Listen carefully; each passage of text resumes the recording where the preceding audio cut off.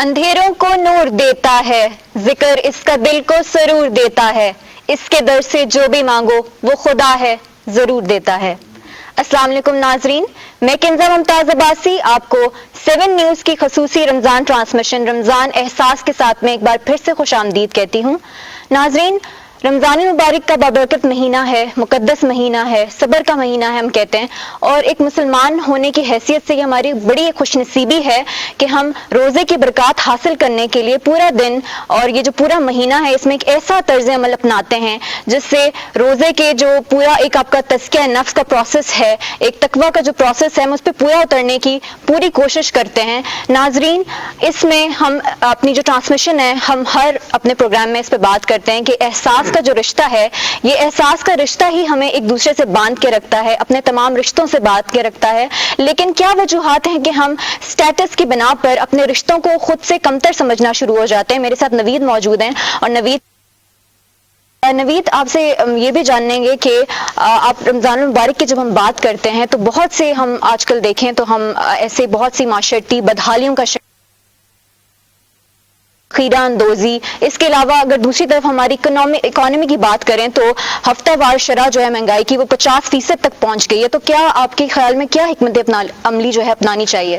دیکھیں، یہ بہت ہی ایک تو یہ ہے کہ میرے خیال سے یہ ایسا ماہ ہے جس میں ابھی ہم رحمت کے عشرے میں موجود ہیں، اور سب سے اہم آج میں بلکہ جو جتنے میرے ساتھ مہمان بیٹھے ہیں ان سے بھی ڈسکس کروں گا، اور جو سننے اور دیکھنے والے ہیں، کہ آج رمضان سے یعنی روزہ افطاری سے چند یعنی آپ منٹس پہلے میں نے دیکھا ایک انتہائی خطرناک ایکسیڈنٹ، اور ظاہر ہے ہم روزے کا مطلب یہ ہے کہ آپ نے صبر کرنا ہے، رکنا ہے، لیکن روزے کی حالت میں بھی ہم دیکھتے ہیں کہ روزہ افطار کرنے سے 5-10 منٹ پہلے کی ہم اگر دیکھیں سچویشن تو ہمارے ہاں برداشت کا وعدہ بالکل ہی نظر نہیں آتا۔ آپ کسی اشارے میں جائیں، کسی اشارے میں آپ رکتے نہیں ہیں، یعنی ایک تو ہم قانون کو فالو نہیں کرتے، دوسرا یہ ہے کہ آپ اگر افطاری کے وقت بھاگنا ہے، آپ نے افطار ہی کرنا ہے روزہ، لیکن وہ بڑی خطرناک صورتحال میں نے وہاں پہ دیکھی۔ دوسری بات بالکل اس طرح ہے، آپ بالکل ٹھیک کہہ رہی ہیں کہ ظاہر ہے اس وقت رمضان ہے، ہم یہ دیکھ رہے ہیں کہ سب سے زیادہ زکوٰۃ بھی دی جاتی ہے، سب سے زیادہ اس وقت مانگنے والے بھی آپ کو نظر آئیں گے، پروفیشنل نظر آئیں گے،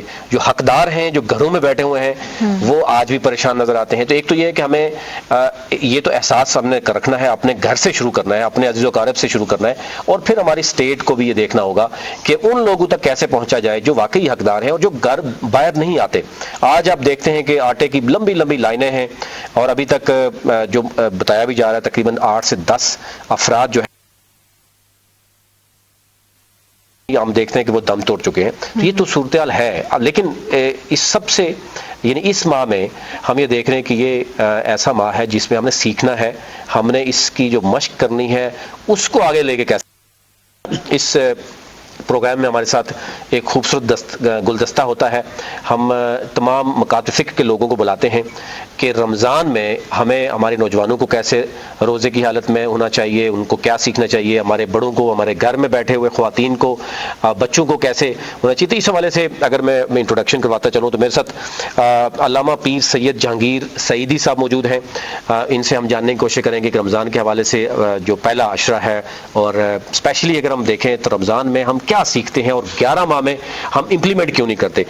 میرے اگر میں بائیں دائیں دیکھوں تو میرے ساتھ ڈاکٹر صاحب بیٹھے ہوئے ہیں، عارف خان صاحب جو کہ HOD ہیں پیمز میں آئی ڈپارٹمنٹ کے، ان سے ہم جانیں گے اس وقت مختلف طرح کی بیماریاں بھی عروج پہ ہیں، اور رمضان میں کیونکہ ڈاکٹر اور رمضان کا روزے کا بڑا گہرا تعلق ہوتا ہے۔ ان کے ساتھ تشریف رکھتے ہیں خلیل احمد ڈوگر صاحب جن کے چائلڈ رائٹس پہ بڑا کام ہے، اگر اب اوورال دیکھیں ان کی ایجوکیشن، اس کے ساتھ ان کی ہیلتھ، ٹوبیکو کے بڑا کام ہے ان کا، بچوں کے لیے انہوں نے بڑا کام کیا۔ ان سے بات کوشش کریں گے کہ اس وقت صورتحال کیا ہے، رمضان میں ہمیں اسپیشلی کیا کرنا چاہیے، اور تمام سٹیک ہولڈرز کو مل بیٹھ کے جو مختلف طرح کے مسائل ہیں پاکستان میں، یعنی آپ جس چیز پہ بھی ہاتھ اٹھائیں گے آپ کو ایک سے ایک بڑا ایشو نظر آئے گا۔ بالکل، اور یہ پوری سول سوسائٹی کو اس میں ہمیں انوالو کرنا چاہیے، اس میں کسی ایک بندے کی رسپانسبلٹی نہیں ہے بلکہ ہم سب کو مل کے ہمارا جو یہ اسلامی معاشرہ ہے اس کو ایک اچھی طرح سے تشکیل دینا ہوگا۔ بالکل، ہمارے ساتھ ایک طرف حامد علی حبیبی صاحب موجود ہیں، نعت کی سعادت ان سے حاصل کریں گے، اور ابھی ہم چلتے ہیں ہمارے ساتھ قاری ہیں، قاری مرزا زین علی بیگ جو جن سے ہم تلاوت کلام پاک کی ساتھ حاصل کرتے ہیں، پھر ان سے ذرا گفتگو بھی کریں گے۔ جی قاری مرزا زین علی بیگ.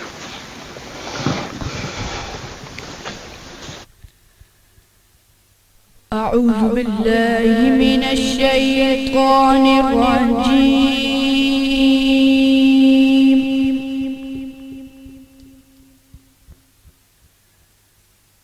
بسم الله الرحمن الرحيم.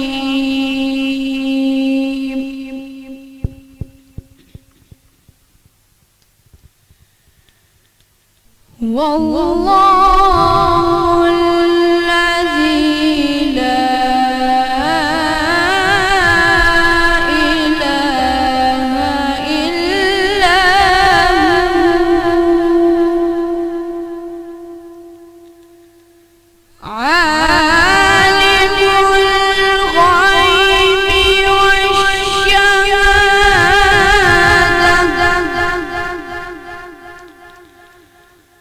هو الرحمن الرحيم.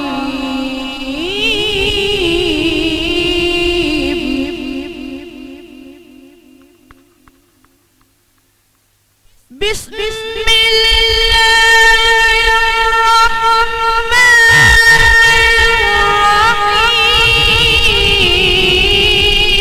الرحيم. هو الله الذي لا إله إلا هو عالم الغيب والشهادة هو الرحمن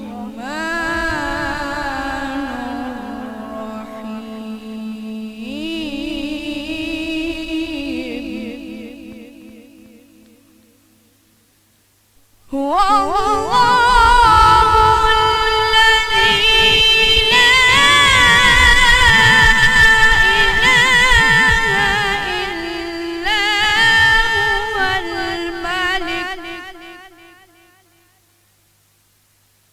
هو الملك القدوس السلام المؤمن المهيمن العزيز الجبار المتكبر.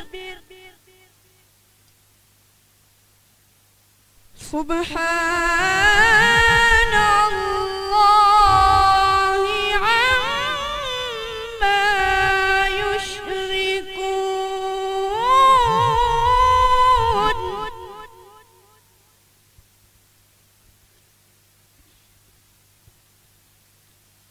هو الله الخالق البارئ المصور له الأسماء الحسنى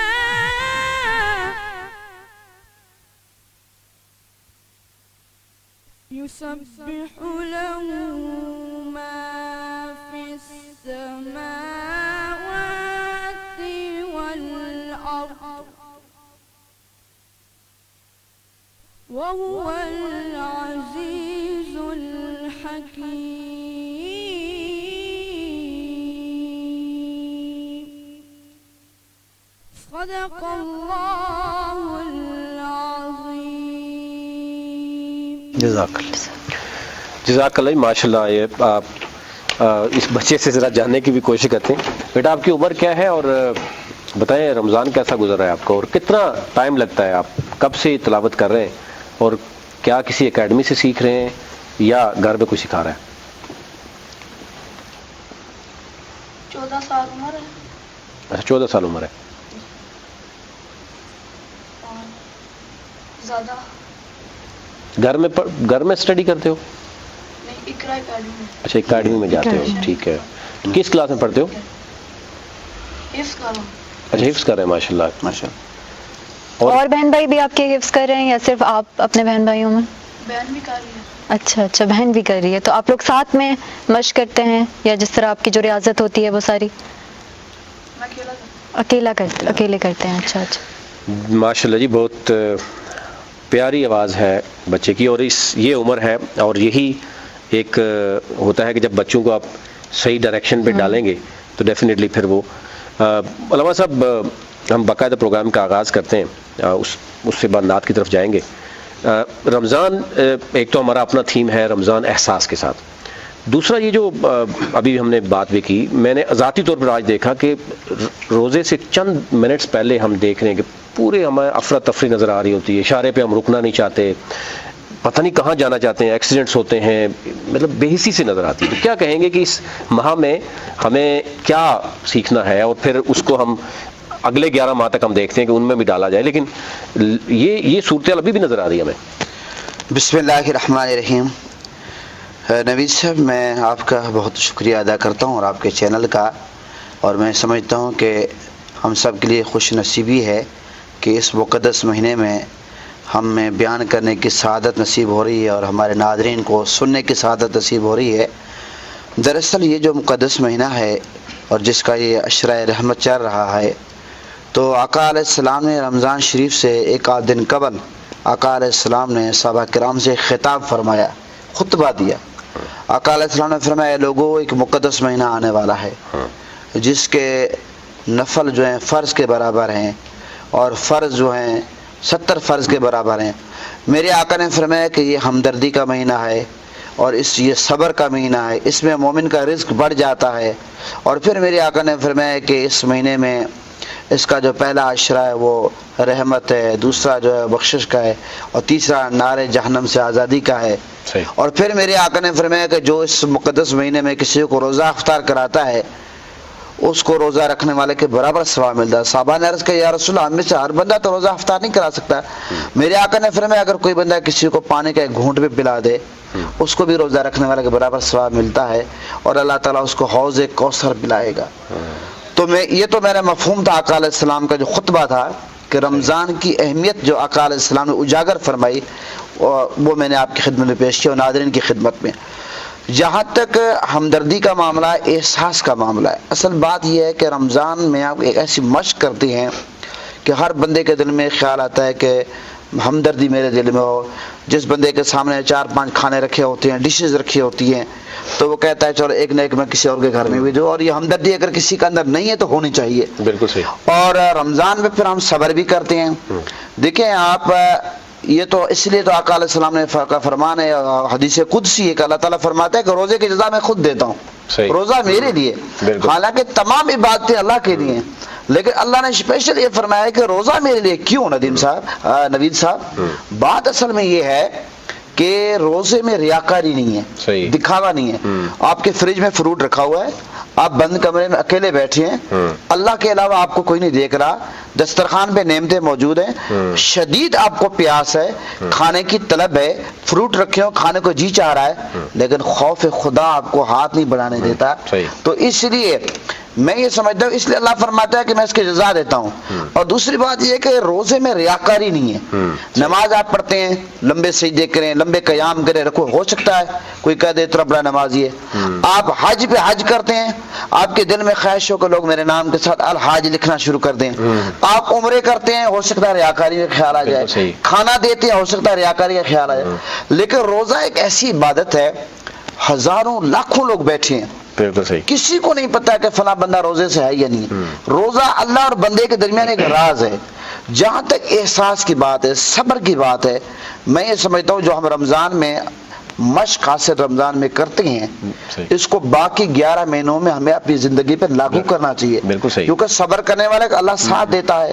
جہاں پر 14 گھنٹے کا ہم روزہ رکھتے ہیں، 13 گھنٹے کا روزہ رکھتے ہیں، ایک چیز کی طرف ہم ہاتھ نہیں بڑھاتے، اور پھر آپ یہ دیکھیں کہ جب اللہ تعالیٰ کے حکم پر حلال طیب پاکیزہ چیزیں ہم کھانا چھوڑ دیتے ہیں، تو پھر ہمیں یہ بھی سوچنا چاہیے باقی 11 مہینے میں جن چیزوں کو اللہ نے حرام کیا، وہ سود ہو، وہ رشوت ہو، وہ جناب عالی جھوٹ ہو، کس بیانی ہو، غیبت ہو، چغل خوری، تمام کی تمام چیز جن کو اللہ نے حرام کرا دیا بالکل، اور شدید جن کو گناہ کرا دیا گیا ہے، یہ باقی چیزیں ہم کیوں باقی 11 مہینے میں کرتے ہیں؟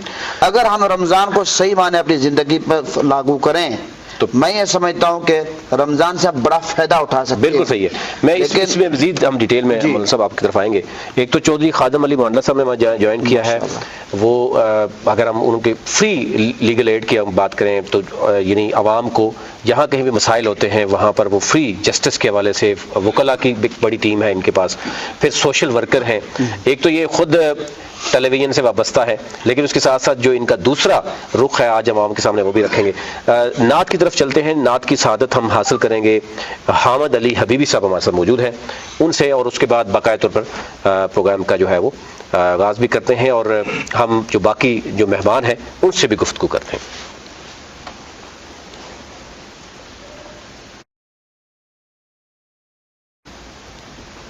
سبحان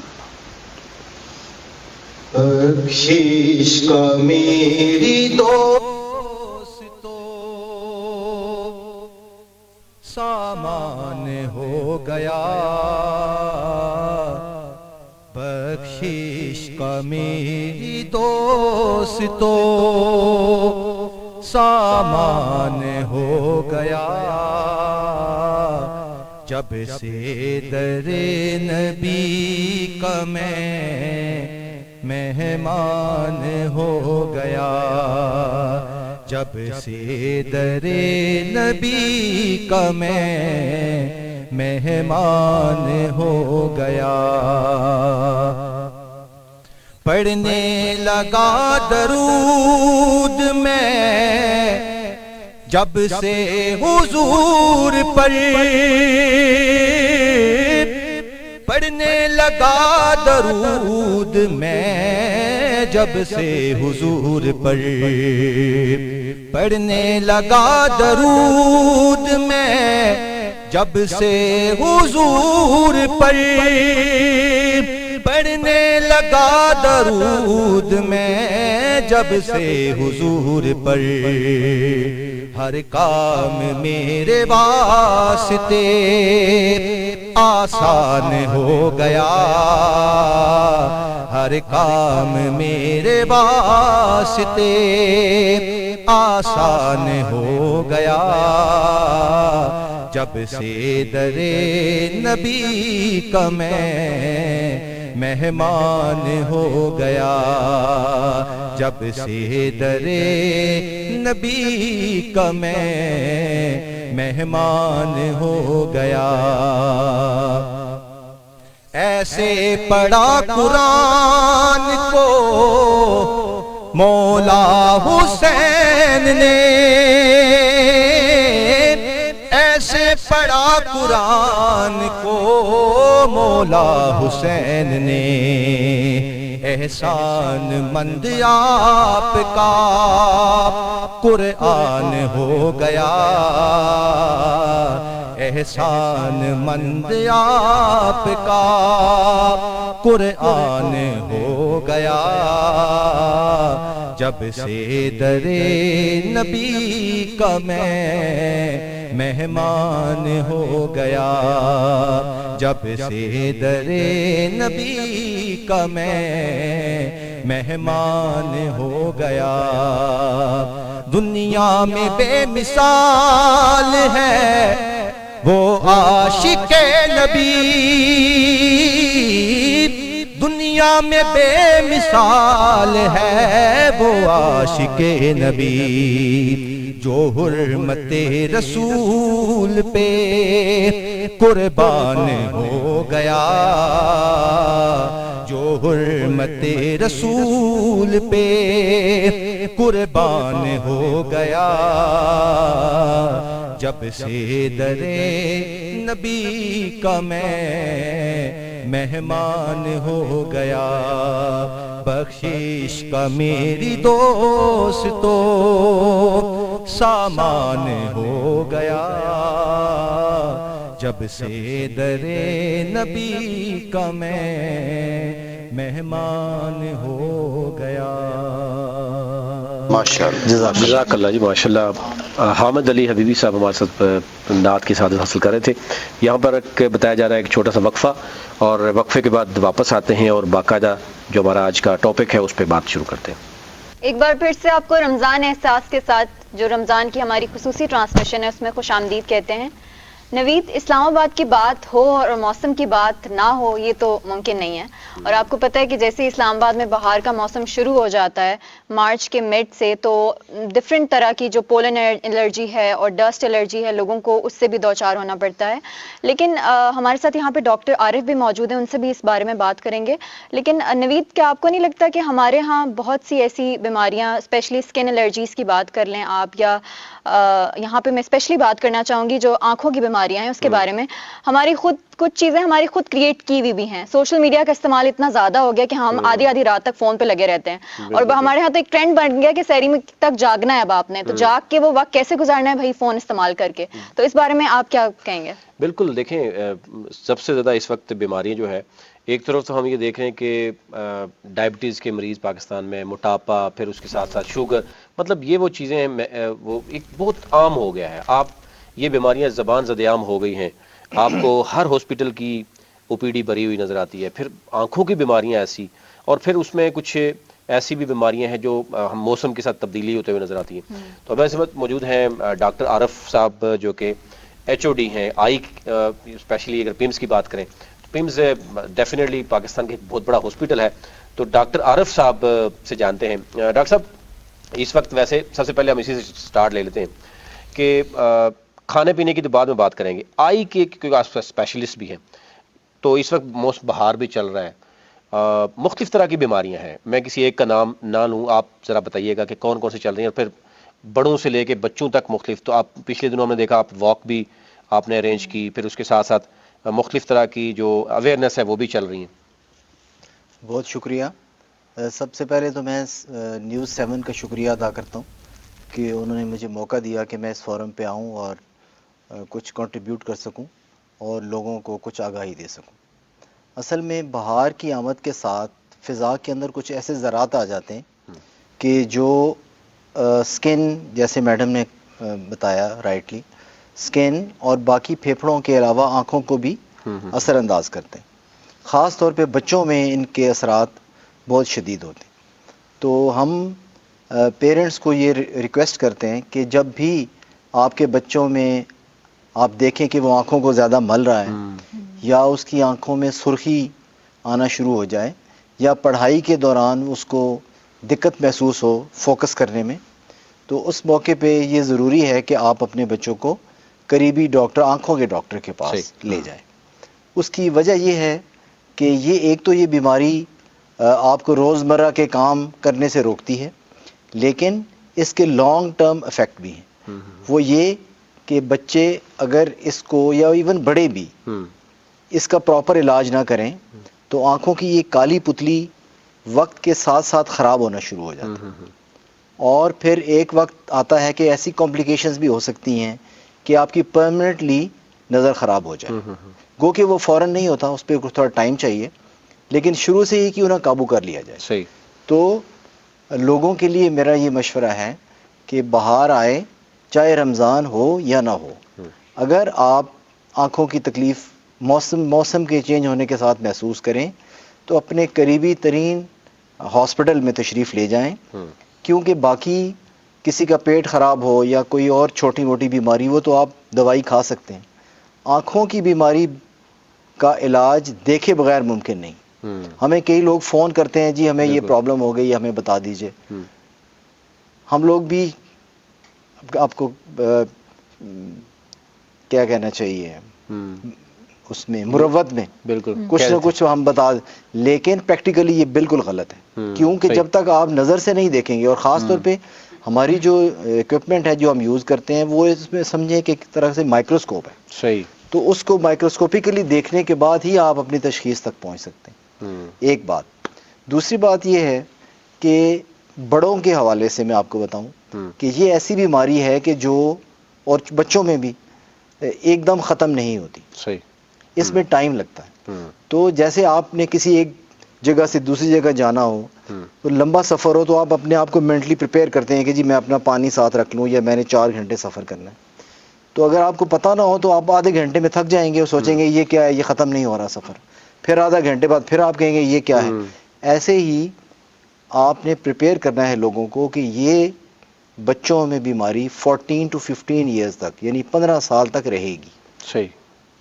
کئی ماں باپ دل چھوڑ دیتے ہیں, وہ جی ڈاکٹر کے پاس گئے, جی قطرے استعمال کیے, ہم نے گولیاں کھائیں, سیرپس پیں, کوئی فائدہ نہ ہوا. اچھا اس میں یہ بھی ہے کہ بہت سے لوگ یہ بھی کہتے ہیں کہ آنکھوں میں شہد ڈالنے سے, تو یہ بھی تھوڑا بتا دیں ہمارے لوگوں کو یہ ٹوٹکا صحیح ہے یا نہیں. جی جی ایسی بہت سی چیزیں مشہور ہیں, جیسے آنکھوں میں شہد ڈالنا, آنکھوں میں عرق گلاب ڈالنا, اور بھی بہت سی ایسی چیزیں. کچھ جانوروں کے دودھ بھی آنکھوں میں ڈالے جاتے ہیں پیریفری میں, لیکن ان چیزوں کی کوئی سائنٹیفک حیثیت نہیں ہے. صحیح.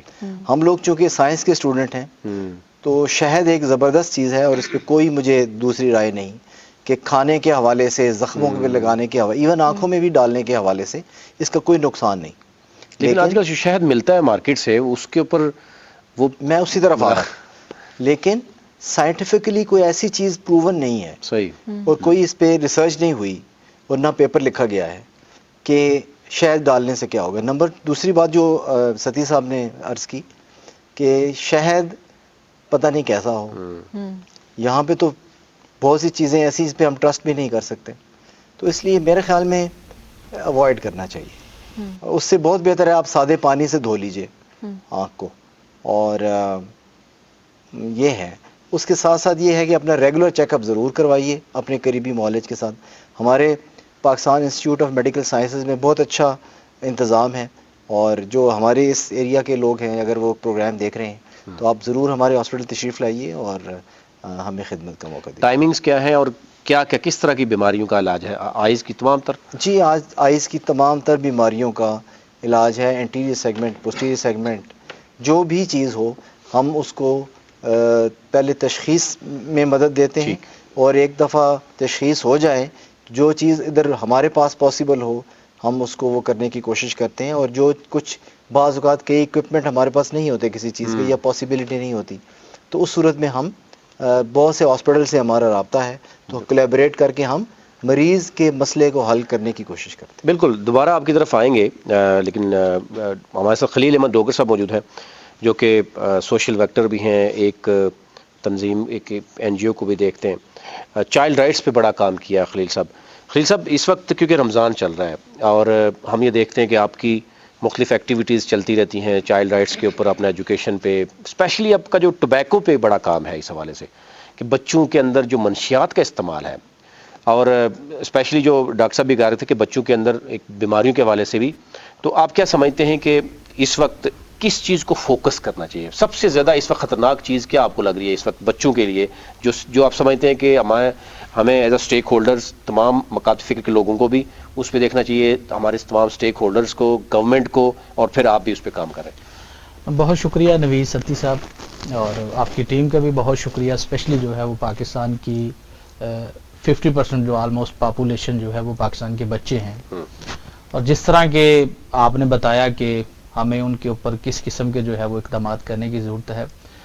تھوڑا سا میں جنرلی آپ کو اس کے بارے میں بتانا چاہوں گا, کیونکہ پاکستان کے جو 50% بچے ہیں, آلموسٹ جو ہے وہ 90 ملینز پاپولیشن جو ہے وہ بچوں کی ہے پر مشتمل ہے پاکستان میں. تو کیونکہ بچوں کا پاکستان میں پولیٹیکلی طور پہ ان کے پاس ووٹ کرنے کی ان کے پاس پاور نہیں ہے, تو ہمیشہ جو بھی پولیٹیکل گورنمنٹس آتی ہیں ان کی جتنی بھی پرائرٹیز میں جو ہے وہ ہماری 50% جو پاپولیشن بچے جو ہیں وہ ہمیشہ اگنور ہو جاتے ہیں.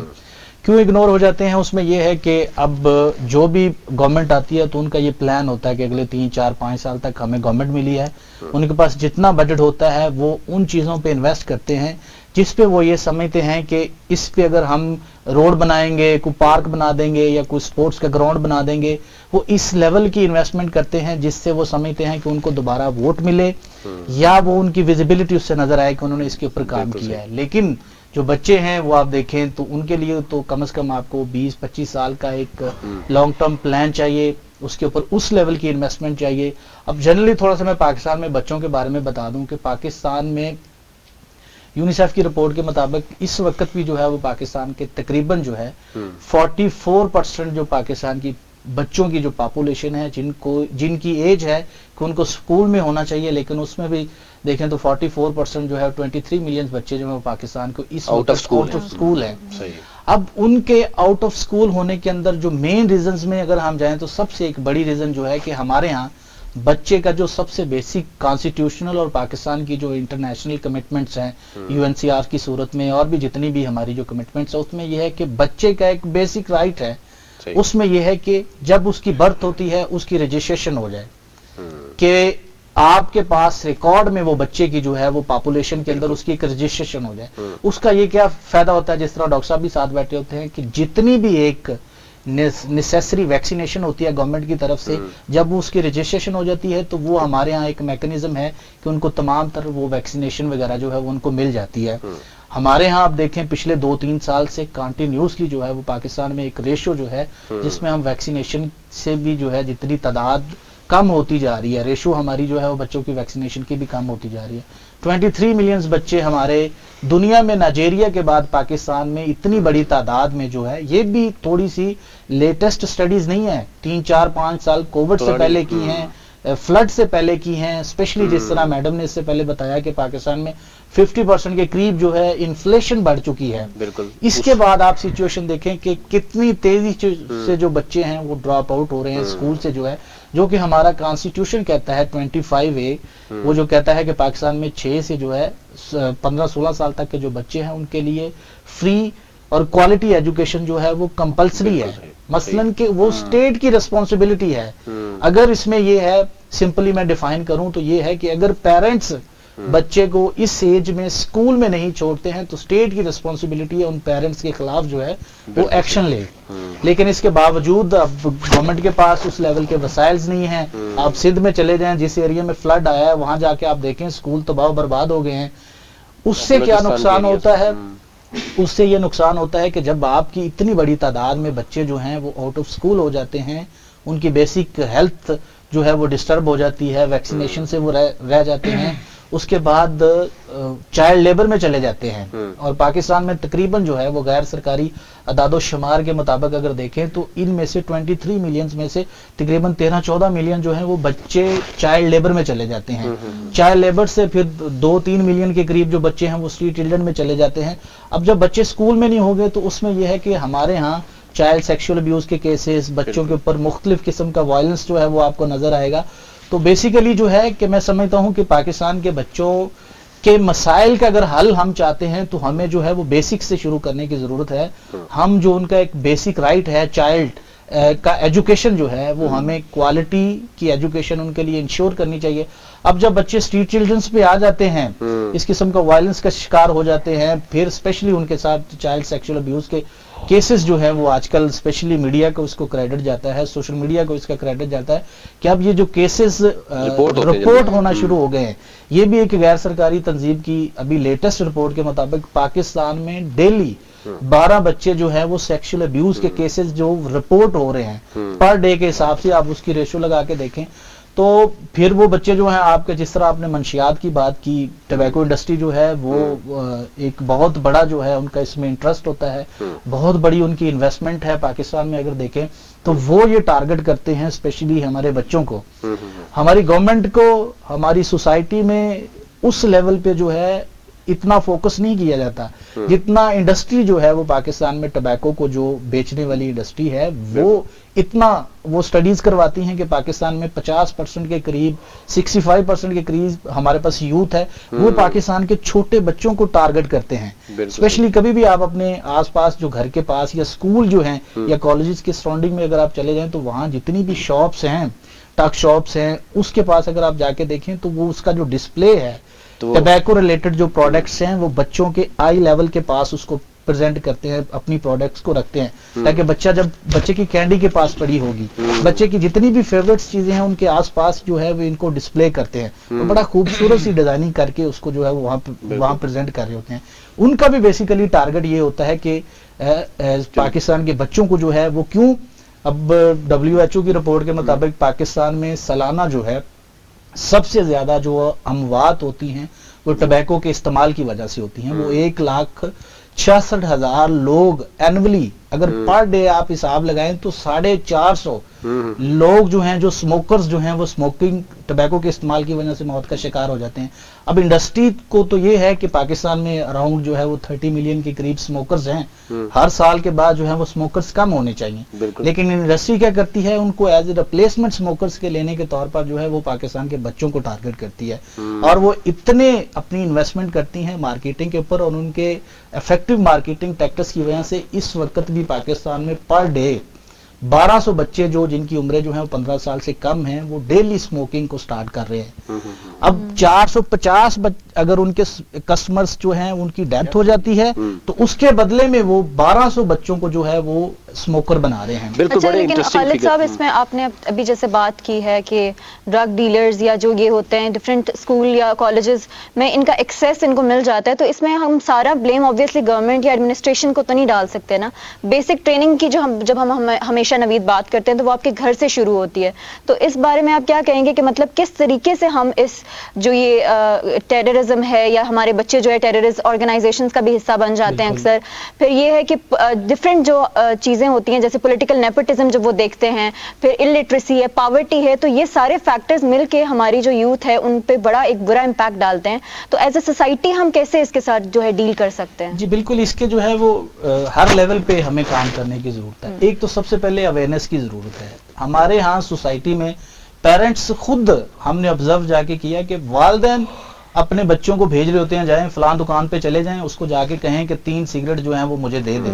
बच्चे लेके आ रहे होते हैं, सम टाइम पेरेंट्स खुद कह रहे होते हैं कि यार ये सिगरेट लगा के मुझे दे दें। आप लोगों ने भी ऑब्जर्व किया होगा। लेकिन जिस तरह आपने पहले कहा, मैं फिर उसी पॉइंट पे आऊंगा कि सबसे पहले स्टेट की रिस्पॉन्सिबिलिटी है। अब स्टेट ने एक कानून बनाया हुआ है कि पाकिस्तान में 18 साल से कम जो बच्चे हैं उनके लिए लूज सिगरेट या पैकेट जो है वो सेल पे बैन है। अब इनके पास कोई एक ऐसा मैकेनिज्म होना चाहिए कि जहां सेल हो रही है उसकी उस वेंडर के खिलाफ एक्शन लिया जाए ना। बाकी पेरेंट्स के लिहाज से बिल्कुल उनको भी अपने बच्चों को जो है वो काउंसलिंग करने की जरूरत है, टीचर्स को भी काउंसलिंग करने की जरूरत है। हमने भी अपने लेवल पे जाके पाकिस्तान के जितने भी जो है वो शहरों में, कराची में, मुल्तान में, इस्लामाबाद में, पिंडी में, हम स्कूल्स में भी जाते हैं। इवन हमने टीचर्स को सेंसिटाइज किया है कि जब इनके पेरेंट्स आ रहे होते हैं तो आप इनसे जो है उनके पेरेंट्स को भी इसके बारे में सेंसिटाइज करें कि आप अपने बच्चों पे नजर रखें। स्पेशली इस वक्त जो इमर्जिंग प्रोडक्ट्स इसमें आई हुई हैं, जिसमें ई सिगरेट आ गई है। खलील साहब, आपकी तरफ आऊंगा कि इस वक्त इमर्जिंग कौन कौन सी हैं और उसको फिर बीइंग सोसाइटी हम कैसे डील करें, मीडिया उसमें क्या रोल प्ले करे, स्टेट क्या रोल प्ले करे। हमारे साथ चौधरी खादम अली मांडला साहब मौजूद हैं। मांडला साहब, आप, एक तो रहमत का अशरा है रमज़ान में एक बात होती है कि हम जो सीखते हैं, एटलीस्ट टाइम की पाबंदी और बाकी जो चीज़ें, जैसे खलील साहब ने भी कहा, डॉक्टर साहब ने भी कहा, मौलाना साहब ने भी कहा कि एक तो चीज़ है कि हम जो सीखते हैं अगर हम उसको बाकी जो आने वाले 11 माह हैं उसमें अगर इम्प्लीमेंट नहीं करते, हम टाइम की पाबंदी नहीं करते। वैसे रोज़े रमज़ान आपका कैसा जा रहा है, आप बताइएगा। दूसरा ये है कि हम सोसाइटी में किस तरीके से बेहतरी ला सकते हैं, यानी आपको डोर स्टेप पे हर जगह पे आपको मिलावट नजर आएगी, कोई चीज़ ऐसी नहीं है, बच्चों को दूध हम क्या पिला रहे हैं, बाकी जो कन्वर्सेशन आपने सुन ली है, इस सारी सूरत हाल में आप क्या समझते हैं कि रमज़ान में इस मास की बरकत से हम बाकी किस तरीके से इस्लाहात ला सकते हैं? बिस्मिल्लाहिर्रहमानिर्रहीम। बहुत शुक्रिया सती साहब। सबसे पहले तो मैं आप लोगों का, पूरी टीम का और 7 न्यूज़ का मशकूर हूँ कि जिन्होंने हमें यहाँ बुलाया और हमें बोलने का मौका दिया। तो बाकी जहाँ तक रमज़ान शरीफ की बात है तो वो अल्लाह सुब्हाना ताला का तो बड़ा क्लियर है कि या अय्युहल्लज़ीना आमनु उदखिलू फिस्सिल्मि काफ़ा, कि ऐ ईमान वालों पूरे इस्लाम में दाखिल हो जाओ। वला तत्तबिउ खुतवातिश शैतान, और शैतान के पीछे ना चलो। इन्नहु लकुम अदुव्वुम मुबीन, कि वो आपका खुला दुश्मन है। इसमें दूसरी राय तो है नहीं कि जहां जैसे अभी डॉक्टर साहब बात कर रहे थे मंशियात के ऊपर, मंशियात ही देते हैं ना, नशा ही है बच्चों, जो जानलेवा चीज है तो उससे बड़ा मंशियात क्या हो सकता है। तो हमारा इस्लामी जमहूरिया पाकिस्तान, इसकी जो असम्बली है वो शराब बेचने की कानून साजी करती है। वजारत इक्तिसादियात इसको प्रमोट करती है और वजारत हेल्थ जो है ना اس کے نقصانات بتاتی ہے، وزارت مذہبی امور اس کو حرام قرار دیتی ہے، ترتیب سے اوپر اور آپ کی جو ریونیو منسٹری ہے وہ اس سے ٹیکس وصول کرتی ہیں، اور جو آپ کے ہندو پارلیمنٹیرین ہے وہ اسمبلی میں قرارداد پیش کرتے ہیں کہ اس کو حرام قرار دو، بند کرو اس کو، اور آپ کے مسلمان پارلیمنٹیرین اس کی مخالفت کرتے ہیں، کیونکہ یہ ایلیٹ کلاس کی جو عدت ہے، صحیح، ان کے جو شوق ہیں، تو جس معاشرے میں حلال اور حرام مکس ہو جائے تو وہاں یہ درس، یہ آئین، فلانی شک، وہ بے معنی ہوتے. صحیح، یہ کہ پوری سیریل ہے نا کہ ایک چیز اللہ نے حرام کر دی تو اس میں پھر خیر کہاں سے آئے گی؟ خیر نہیں آ سکتی. کو بحثیت مسلمان یہ اسلامی جمہوریہ پاکستان ہے. پاکستان کا مطلب کیا؟ لا الہ الا اللہ. نظام رسالت حکومت کیا ہوگا؟ محمد رسول اللہ. لیکن مولانا صاحب ایک چیز جو ہم آبزرو کر رہے ہیں، ابھی رمضان مبارک ہے، ہمارے دائیں بائیں آپ کے بھی بہت سے ہوں گے جو عمرے پہ جا رہے ہیں، لاکھوں روپے لگاتے ہیں، پھر حج پہ جاتے ہیں، الحاج بھی لکھواتے ہیں، پھر آپ کو ایک گلی محلے میں رمضان میں بھی ہم روزے بھی رکھتے ہیں، عبادت بھی، مسجدیں تمام بڑی ہوئی ہیں، لیکن آپ کو گھر، آپ محلے میں جائیں گے آپ کو خالص دودھ نہیں ملے گا، خالص شہد نہیں ملے گا، کوئی ایک ایسی چیز ہو جو خالص ملے گی. تمام اشیاء خرد و نوش ملاوٹ شدہ ہوں گے.